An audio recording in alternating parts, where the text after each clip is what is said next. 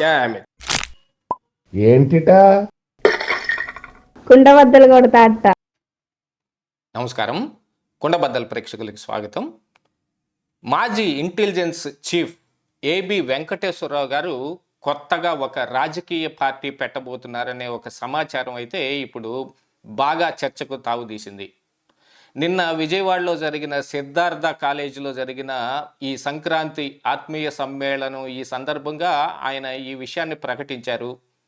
ఆయన గత ఏప్రిల్ 13వ తారీఖునే నేను రాజకీయాల్లోకి ఎంట్రీ ఇచ్చాను. కొత్తగా నాకు సరిపోయే విధంగా నాకు దగ్గరగా భావాలు కలిగిన వాళ్ళందరినీ దాంతోపాటుగా ఆర్థిక వనరుల్ని సమకూర్చుకున్న తర్వాత కొత్త పార్టీని నేను అనౌన్స్ చేయబోతున్నానని ఆయన కుండ బద్దలు కొట్టినట్టు చెప్పారు. గతంలో ఆయన ఇంటెలిజెన్స్ చీఫ్గా పనిచేసినప్పుడు ఆయన పైన వచ్చిన ఆరోపణల మీదట మరి వైఎస్ఆర్ కాంగ్రెస్ పార్టీ అధికారంలో ఉన్న సమయంలో ఆయన బాగా వేధించారు.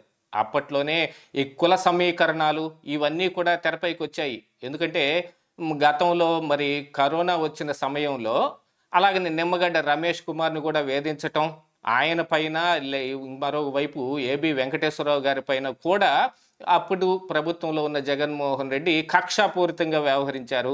ఎస్పెషల్లీ ఏబి వెంకటేశ్వరరావు గారి విషయంలో అయితే ఆయన సస్పెండ్ చేయటం కానీ లేకపోతే డిఓపిటీలో కంప్లైంట్ చేయటం కానీ, ఏబి వెంకటేశ్వరరావు గారు కూడా కోర్టు దాకా వెళ్ళి ఆయన తిరిగి పోస్టింగ్ తెచ్చుకున్న ఆయన్ని స్టేషనరీకి పంపించి మళ్ళీ ఆయన్ని సస్పెండ్ చేయటం, ఇట్లాంటివన్నీ జరిగాయి. కూటమి అధికారంలోకి వచ్చిన తర్వాత ఏబి వెంకటేశ్వరరావు గారికి చాలా పెద్ద పాత్ర ఉంటుంది అని ప్రజలందరూ అనుకుంటున్న సమయంలో కూటమి కూడా ఆయనకి మరి పోలీసు హౌసింగ్ కార్పొరేషన్కి చైర్మన్గా ఆయన కూడా నియమించి ఉత్తర్వులు జారీ చేశారు. కానీ ఏబి వెంకటేశ్వరరావు గారు ఆ పదవి తీసుకోలేదు. ఆ పదవి తీసుకోకపోవటం వెనుకున్న కారణం ఏమిటి అనేది ఆ రోజు నుంచి అన్వేషణ జరుగుతోంది. ఈరోజు దాదాపుగా ఆయన రాజకీయ ఎంట్రీ ఇవ్వబోతున్నాడు కాబట్టి మరొక పార్టీ ఇచ్చిన ఆ పదవిని తీసుకుంటే ఆయన ఏ రకంగా చూస్తారు అనే దాని మీదనే ఆయన ఆ పదవిని తిరస్కరించాడు అనేది ఇప్పుడు రాజకీయ విశ్లేషకులు విశ్లేషిస్తూ ఉన్నారు. ఆయన పదవి ఎందుకు తీసుకోకపోయినా ఇప్పుడు కొత్తగా అనౌన్స్మెంట్ చేసిన ఈ కొత్త రాజకీయ పార్టీ మూలాన ఎవరికి లాభం ఎవరికి నష్టం అనేది ఖచ్చితంగా చర్చించి తీరాల్సిందే. ఆంధ్రప్రదేశ్ రాష్ట్రంలో ఎవరు అవునన్నా కాదన్నా కుల సమీకరణాలతోటి రాజకీయం జరగటం అనేది చాలా ప్రత్యేకించి చూడాల్సిన అవసరం ఉంది. అందున ఏబి వెంకటేశ్వరరావు గారి ఈ సామాజిక వర్గాన్ని దృష్టిలో పెట్టుకుని ఇది చంద్రబాబు నాయుడికి టీడీపీ పార్టీకి దెబ్బ తగిలే అవకాశం ఉందని కొంతమంది అంటూ ఉంటే ఆయన తీసుకున్న నినాదం మీదనే ఈ రోజుకి ఆయన గట్టిగా నిలబడి ఉన్నాడు. ఏమిటి అది అని అంటే జగన్ నెవర్ అగైన్ అనేది ఆయన తీసుకున్న నినాదం. ఈ రోజుకి కూటమి అధికారంలోకి వచ్చినా కూడా జగన్మోహన్ రెడ్డిని అంటం మొత్తం తాకమన్నట్టుగా ఆయన జోలికి కూడా వెళ్లకుండా ఆయన్ని ఏమీ చేయకుండా నిమ్మకు నీరెత్తినట్టు ఉన్నారు. కాబట్టి ఈయన గట్టిగా మాట్లాడుతున్నాడు అనేది కూడా ఒకవైపు కనిపిస్తూ ఉంటే కూటమి తప్పుల మీద కూడా ఆయన మాట్లాడుతూ ఉన్నాడు. ఇది కూడా అండర్లైన్ చేసుకుని ఎస్పెషల్లీ గుర్తుంచుకోవాల్సిన అవసరం ఉంది. ఎస్పెషల్లీ బనకచర్ల ప్రాజెక్టు మీద మాట్లాడినప్పుడైతే ఇటు టీడీపీ వైపు నుంచి కొంతమంది జర్నలిస్టులు ఏదో ఆయన మీద కొన్ని వ్యతిరేక వ్యాఖ్యలు చేయటాన్ని కూడా ఆయన తీవ్రంగా ఖండించారు. ఫేస్బుక్ ముఖంగా ఓ పెద్ద పోస్ట్నే పెట్టారు. ఇలాంటి వాళ్ళతోటి రాజకీయ ఆటలు ఆడటం నా దగ్గర కాదు అన్నట్టుగా వార్నింగ్ కూడా ఇచ్చినట్టుగా ఒకసారి కనపడింది. అంటే ఆయన ఇటు టీడీపీ పార్టీకి అటు వైసీపీకి సమాన దూరం మెయింటైన్ చేస్తున్నారు అనేది ఇక్కడ అర్థం చేసుకోవాల్సిన అవసరం ఉంది.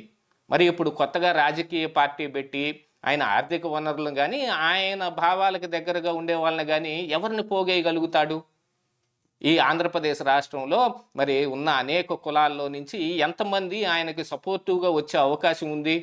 ప్రస్తుతం అయితే ఈ ఐపీఎస్ల హవా ఏదో నడుస్తున్నట్టు కనపడుతుంది. మరొక వైపున సునీల్ కుమార్ కూడా గతంలో సిఐడి చీఫ్గా పనిచేసిన పివి సునీల్ కుమార్ కూడా కొత్త రాజకీయ పార్టీతో రాబోతున్నాడు.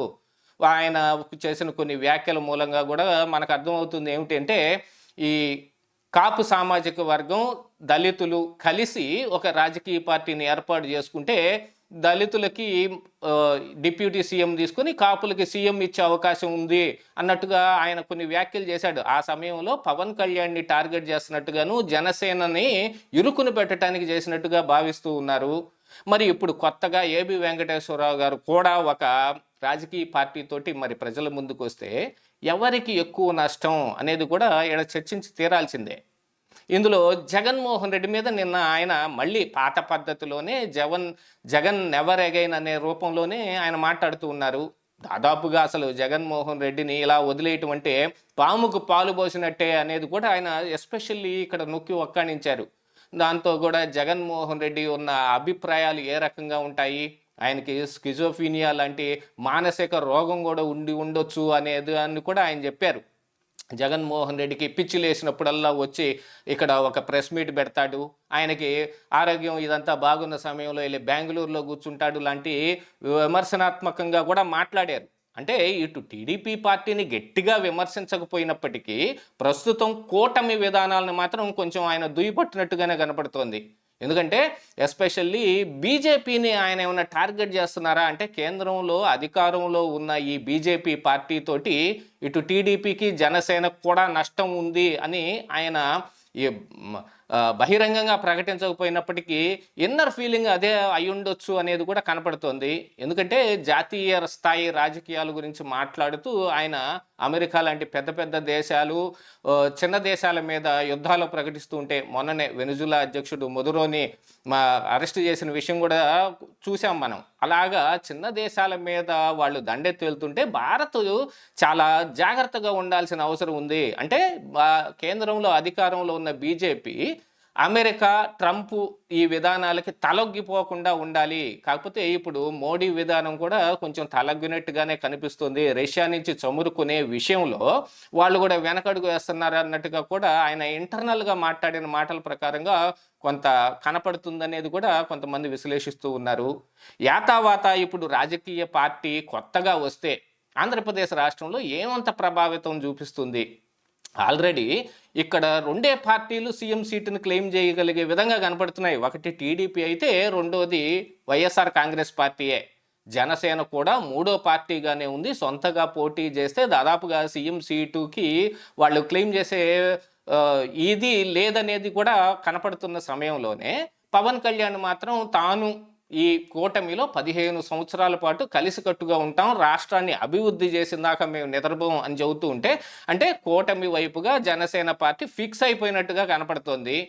బీజేపీ కూడా తమకి ఆంధ్రప్రదేశ్ రాష్ట్రంలో ఉన్న ఈ 25 సీట్లు అవసరం ఉంది కాబట్టి దాన్ని ఎవరు సాధించగలిగితే వాళ్ళ వైపుకు వెళ్ళే అవకాశం ఉంది. అంటే రేపు వైఎస్ఆర్ కాంగ్రెస్ పార్టీ వచ్చినా కూడా వాళ్ళకి ఏమన్నా ప్రభావం కనపడుతుంటే కూటమిని విచ్ఛిన్నం చేసి వాళ్ళు వెళ్ళొచ్చు, వైఎస్ఆర్ కాంగ్రెస్ పార్టీని దగ్గరకు తీసుకోవచ్చు. యాతావాత చూస్తే ఈయన కొత్త రాజకీయ పార్టీ ఒక పెద్ద ముసలం ఏమన్నా పుట్టిస్తుందా అంటే అంత రేంజ్లో ఉండకపోవచ్చు, కానీ కొంత అయితే టీడీపీ మీద ప్రభావం పడే అవకాశం ఉంది. ఇదే ఈరోజు కుండబద్దలు.